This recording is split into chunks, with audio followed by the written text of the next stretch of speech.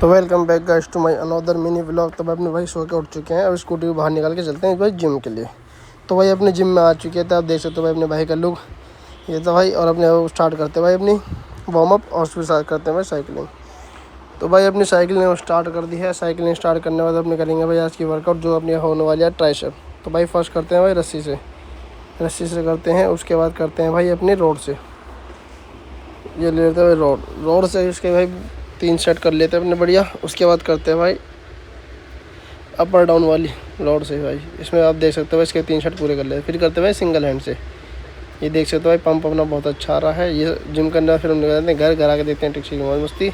उसके बाद भाई दोपहर आते हैं अपने नहा धो के हम हो जाते हैं भाई रेडी। फिर लेते हैं भाई स्कूटी ले चल देते हैं भाई अपने सीधे मेडिकल पहुंच जाते हैं। मेडिकल पहुंचते भाई कमल चल जाता है घर पे खाना खाने। उसके बाद हम करते हैं अपने बिल्डिंग का काम करने के बाद हमने भाई शाम हो जाती है। शाम को मेडिकल तक निकलते घर। इसी तरह अपने मिली वक्त देखते रहे। साथ में चैनल सब्सक्राइब।